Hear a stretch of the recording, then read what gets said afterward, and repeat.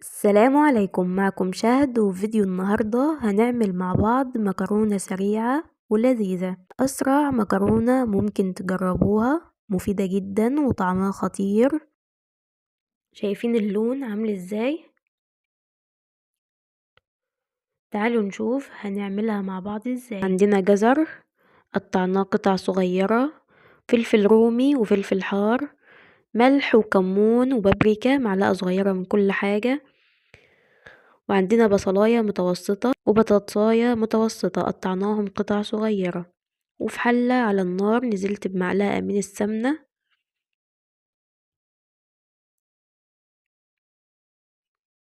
وحطيت شوية زيت، وننزل بالبصل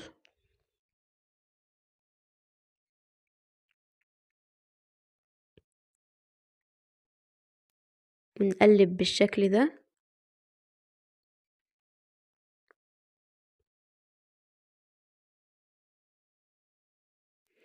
وننزل بمعلقة صغيرة من الملح ونقلب بالشكل ده.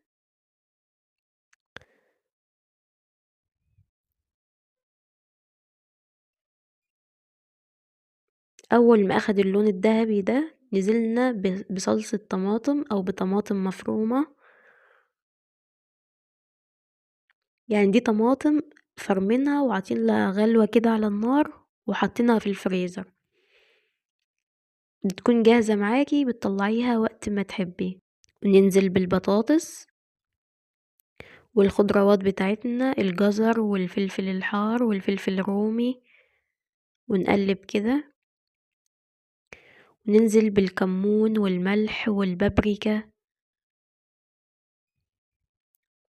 قلب كده،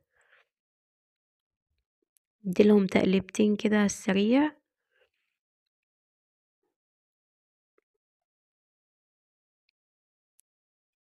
وننزل بمية مغلية، أهم حاجة تكون مغلية. وننزل بالمكرونة، كيس مكرونة أي شكل تحبوه، مش شرط خالص الشكل ده.